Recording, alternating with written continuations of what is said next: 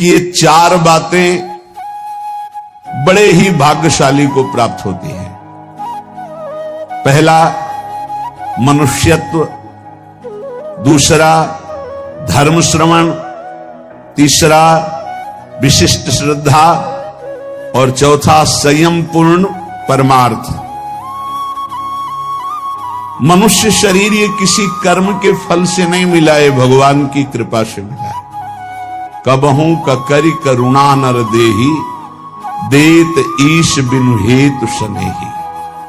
बड़ी कृपा, दुर्लभो मानुषो देहो, जगह जगह शास्त्रों में आया है। मनुष्यत्व, बड़े भाग्यशाली जिनको मानव देह की प्राप्ति हुई। मानव देह प्राप्त करके दूसरा महाभाग्य सत्संग, धर्म श्रवणम, धर्म शास्त्र से युक्त सत्संग। मनमानी एक दक्षिण की वार्ता, एक उत्तर की वार्ता, कोई तुकतान ही नहीं मिल रहा। क्या कहना चाहते समझे में नहीं आता, बताना क्या चाहते हैं। तस्मात् शास्त्रम प्रमाणम थे, शास्त्र प्रमाणित महापुरुषों से प्रमाणित जो वाक्य उसे सत्संग कहते हैं। अपना अनुभव, शास्त्र सम्मत महापुरुषों के अनुभव, इन्हीं की चर्चा को सत्संग कहते हैं। मनोरंजन को सत्संग नहीं कहते। धर्म श्रवण सत्संग, ये बड़ी दुर्लभ बात है। मनुष्य शरीर मिला और सत्संग मिला। अब सत्संग में अगला है श्रद्धा। जो सुना उसको धारण किया। जो मनुष्य शरीर प्राप्त करके अवनीत स्वभाव के होते हैं, उद्दंड स्वभाव के होते हैं, ना उनको नमन भक्ति आती है, ना उनको एक उद्दंड स्वभाव। ऐसे सत्संग में जाकर भी कुछ लाभ नहीं ले पाते। खलऊ करें भली पाई सुसंगु, मिटे न मलिन स्वभाव भंगु। वो अभिमानी जन, वो दुष्ट स्वभाव वाले, भगवान की कृपा हुई, साधु दर्शन साधु संग, लेकिन वो लाभ नहीं ले पाते। अवनीत को विपत्ति ही मिलती है, भगवत संपत्ति नहीं। अवनीत को, दुष्ट स्वभाव, उद्दंड अभिमानी को दुर्दशा ही प्राप्त होती है। जो विनीत है वही शिक्षा को प्राप्त कर पाता, विनयशील नम्र। इसीलिए कहा महापुरुषों के पास जाओ, प्रणिपातेन साष्टांग दंडवत, हाथ जोड़कर बड़ी धन्यता से, तब वहां तुम ग्रहण कर पाओगे। अंजलि चढ़ाकर माथे पर हाथ रखकर सम्मान प्रदर्शित करते हुए मन वचन शरीर से विनयवनत होकर के तब सत्संग का लाभ लिया जाता है। बोले संयम पुरुषार्थ। अब जो सत्संग में सुना पूर्ण विश्वास के साथ, वैसे ही संयम और खूब परमार्थ का पुरुषार्थ जान लगा करके, एक बार जैसे कहा दांती पीसते हुए कमर कस के हमको चढ़ जाना इस चढ़ाई पर। निरंतर नाम जप, निरंतर भजन, असत आचरणों का त्याग। जो मानव शरीर प्राप्त करके सत्संग मिला पर उस पर श्रद्धा नहीं है, तो 20 साल सत्संग सुनने पर परिवर्तन नहीं होगा। और अगर श्रद्धा है तो उसका परिणाम है कि वो तत्पर हो जाएगा, वैसे ही आचरण करने लगेगा सत्संग में जैसा कहा गया है। तो मानव शरीर, सत्संग और सत्संग पे श्रद्धा, और श्रद्धा का स्वरूप है यथार्थ जो बोला जा रहा है उसे अपने जीवन में उतार लेना, और दिव्य पुरुषार्थ, खूब मेहनत करके साधन भजन करना। ये चार बातें बड़े सौभाग्यशाली में होते हैं। जो तपस्वी मनुष्य शरीर पाकर सत्संग सुनकर श्रद्धानुसार पुरुषार्थ करता है, वो अपनी अंतरात्मा में ही भगवत साक्षात्कार कर लेता है, हृदय में ही। जो प्रमादी पुरुष होता है वो धन का केवल चिंतन करता है कि चलो सत्संग में चलते, कोई उपाय मिले जिससे धन मिल जाए। सत्संग करते हैं धन के लिए, सत्संग सुनते हैं धन के लिए। वो प्रमादी पुरुष होता है, प्रमत्त पुरुष होता है। जो अप्रमत्त है वो भगवान की प्राप्ति कहां जाऊं, कैसे कोई मुझे बता दे, कैसे भगवत प्राप्ति होगी, कैसे मैं काम आदि दोषों पर विजय प्राप्त करके स्वरूप बोध प्राप्त करूं। संसारी मनुष्य अपने प्रिय परिवार के कुटुंबियों के लिए बुरा से बुरा पाप कर्म करता है, और जब मरता है तो अकेले उसको फल भोगना पड़ता है। अकेला दुख, अकेला यहां से जाता है, अकेला दुख भोगता है। कोई भी घर परिवार का नरक में बंटवारा नहीं करता जाके।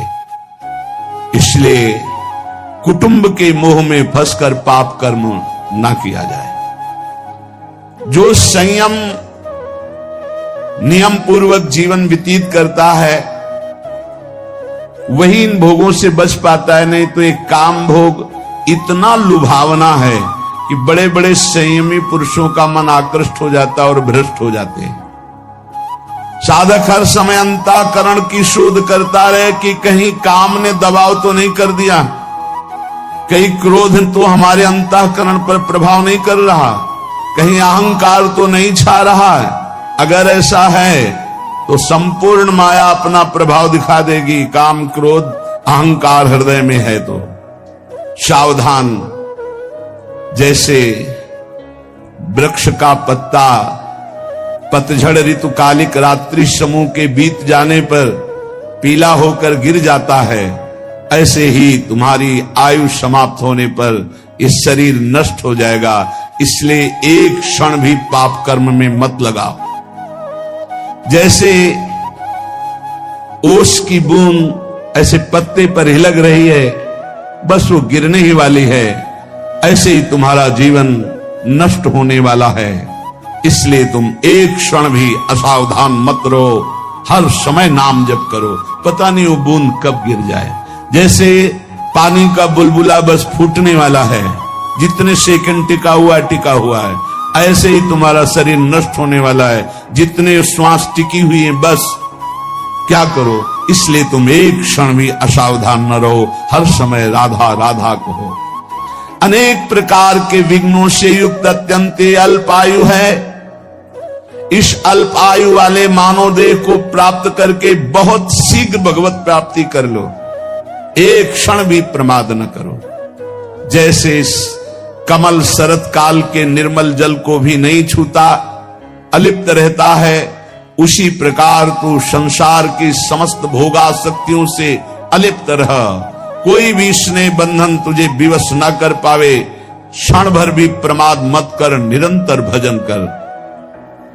जीव मोहवशाद इस माया जनित दुख को सुख मानकर भोगने के लिए प्रयासरत है और परम सुख मोक्ष या भगवत प्राप्ति की चाह ही नहीं कर रहा। ये दुखालय में दुख में वो सुख खोज रहा है। इंद्रियों को इनके विषयों में जाने की ढील मत दो। पांचों में से 5 ना संभाल पाओ तो 2 संभाल लो, एक रसेंद्री और एक जनेंद्री। अगर इन 2 में से दोनों ना संभाल पाओ तो एक संभाल लो, रसेंद्री। जनेंद्री ठीक हो जाएगी।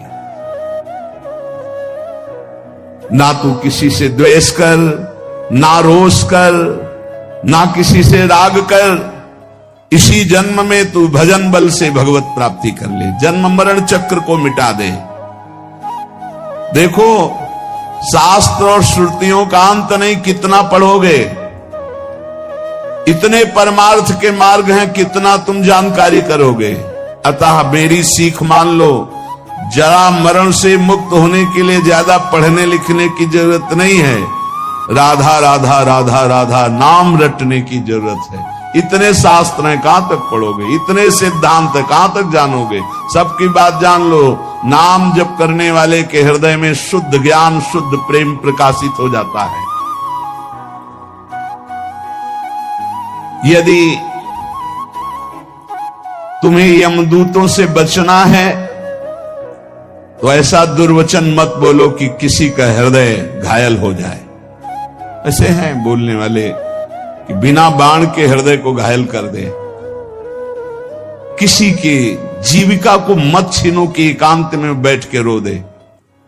देख लो, अगर यमदूतों से बचना है किसी को ऐसा मत बोलो कि एकांत में बैठकर तुम्हारे वचनों को याद करके दुखी हो जाए। किसी की जीविका को मत छीनो, उसे गरीब मत जानो, उसे अनाथ मत जानो। दीनानाथ प्रभु हैं। दुखिया को न सताइए, दुखिया देगा रोए, उसका कोई बल नहीं। और जब दुखिया के मुखिया सुने तब तेरी गति का होए। ये होश में रहे। कह रहे किसी असहाय का धन मत छीन लेना, उसकी जीविका मत छीन लेना। वो असमर्थ है, वो जितने आंसू गिराएगा तुम फिर उसका हिसाब नहीं दे सकते हो। इसलिए धर्म से रहो। धर्म का स्वरूप है शास्त्र के अनुसार जीवन, दूसरों को सुख पहुंचाना। अधिक क्या कहूं, जो अपने से प्रतिकूलता का व्यवहार करे उसके साथ कभी प्रतिकूल व्यवहार मत करो। जो अपनी शारीरिक चेष्टाएं हैं उज्जवल हो, न्याय युक्त हो, धर्म युक्त हो, कभी यमराज के दूत तुम्हें छुएंगे भी नहीं। ऐ साधक, ये रसेंद्री को सुधार लो। अलग अलग महापुरुष का ये स्वादिष्ट भोजन नहीं, ये पूरा जीवन बर्बाद करने वाली वस्तु है। खाते खाते मर गए, कभी तृप्ति नहीं, कभी तृप्ति नहीं। हे दुष्ट, गजब हो गए। भोगते भोगते मर गए, कभी इतना ही कहती कि बस आज क्या ये हाथ ऐसा ऐसा बना ले, ये वो खाते खाते पूरा जीवन व्यतीत हो। हाँ, खाओ, पचाओ, सोचो जरा, कभी उबो यार, खाते खाते उबो, कभी भोगते भोगते उबो। बहुत बहुत विचित्र है, बहुत विचित्र है। रसेंद्री इसीलिए बार बार महापुरुष कहे स्वादिष्ट भोजन से बचो, ये जीवन का नाश करने वाला है। ये कोई सौभाग्य नहीं कि हमें मनमानी बहुत सुंदर भोजन मिल रहा है। देखो, स्वाद के चक्कर में ही मछली फंस जाती है। वो कांटे में होता है चारा, चारे के लोभ से ऐसे उसको कांटा नहीं दिखाई देता, चारा दिखाई देता है। ऐसे ही साधक, स्वादिष्ट भोजन के अंदर एक कांटा है आसक्ति भोगों की, जो जनेंद्री को प्रबल करके वासना में लगा देगी। और सुनो, किसी के रूप में मत फंस जाना।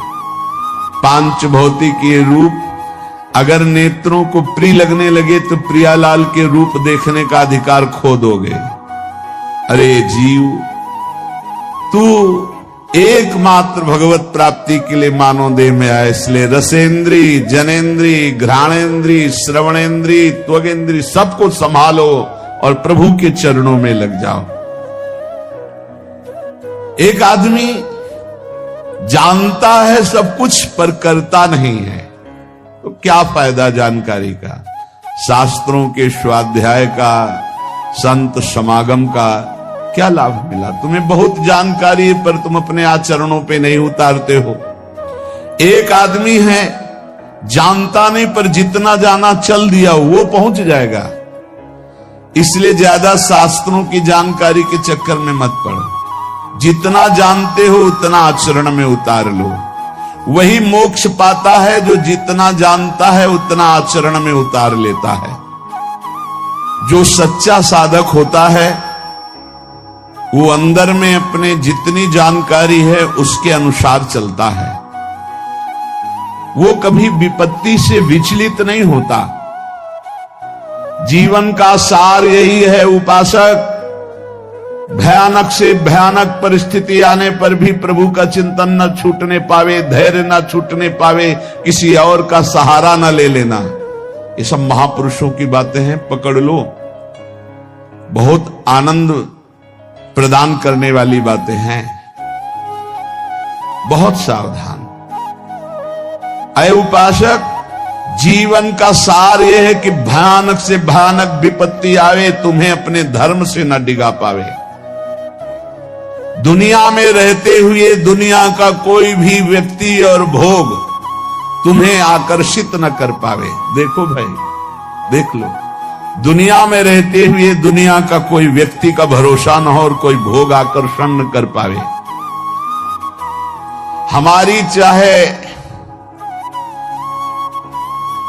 अंग अंग काट दिया जाए, पर हम अपने धर्म को नहीं छोड़ सकते। ऐसे निष्ठावान हम अपने धर्म, देखो यहां काटने मारने की तो कोई बात है नहीं, थोड़ा प्रलोभन आया और भ्रष्ट हो जाते हैं।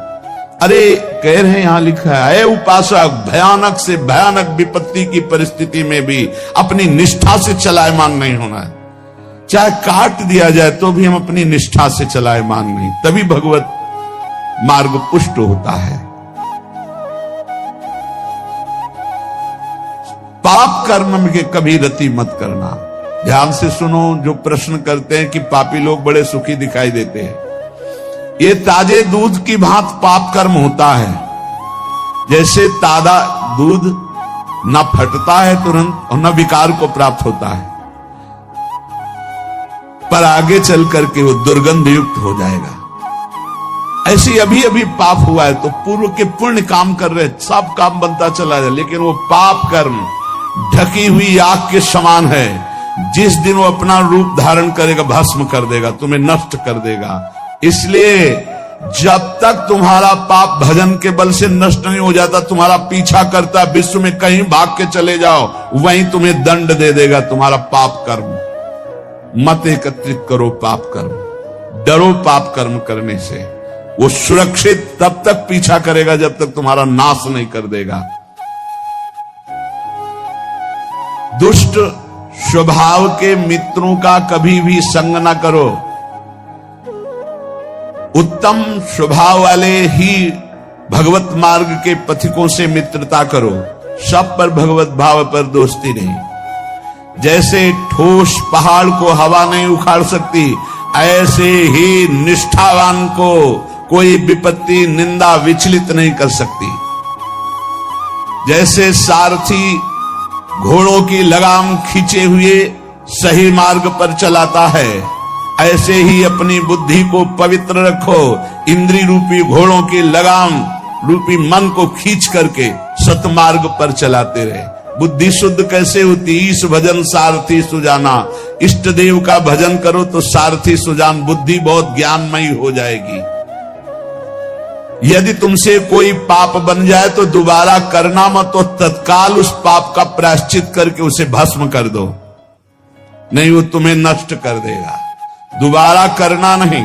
और जो हो गया है उसका महापुरुषों से पूछो क्या प्रायश्चित है, और वो जो बता दे वही कर दो, उससे भस्म हो जाएगा।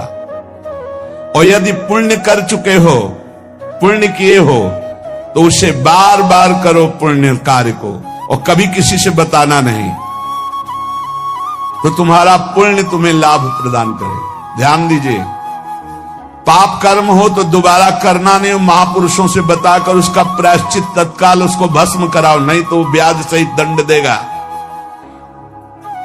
और पुण्य किया हो तो किसी से बताना नहीं, और बार बार सुकृत धर्म आचरण करो, तुम्हें महासुख प्रदान करेंगे। लेकिन पाप करोगे तो कोई जान भी नहीं पाएगा, पुण्य करोगे तो माइक से हल्ला मचाओगे, 4 लोगों को बताओगे, पोस्टर भी छपवा देते हैं कि आज जो है हम फूल बंगला बनवा रहे हो, 50 ब्राह्मणों को भोजन करवा रहे, 50 साधुओं को पवा रहे हो, हमारा ये फोन नंबर, हमारा ये पता हो, अपने पूरे परिवार का नाम। इससे क्या होगा? सब खत्म, सब खत्म हो गया। जितने लोग देखते जाएंगे सुकृत के अधिकारी हो जाएंगे, तुम्हारा सारा सुकृत नष्ट होता जाएगा। सिद्धांत को समझो, पुण्यात्मा पोस्टर नहीं छपवाते। यदि पुण्य बन जाए तो कभी जबान से मत कहो किसी को कोई जान न पावे, पर अहंकार चैन नहीं लेने देता, वो बताता है। एक भगत जी आए तो बार बार बीच में एकांतिक में बोल उठते, भारत के जितने तीर्थ हैं 5-5 बार गए हैं हम, ठीक है। फिर बीच में बद्री नारायण कहां कई बार गए हम, कई बार।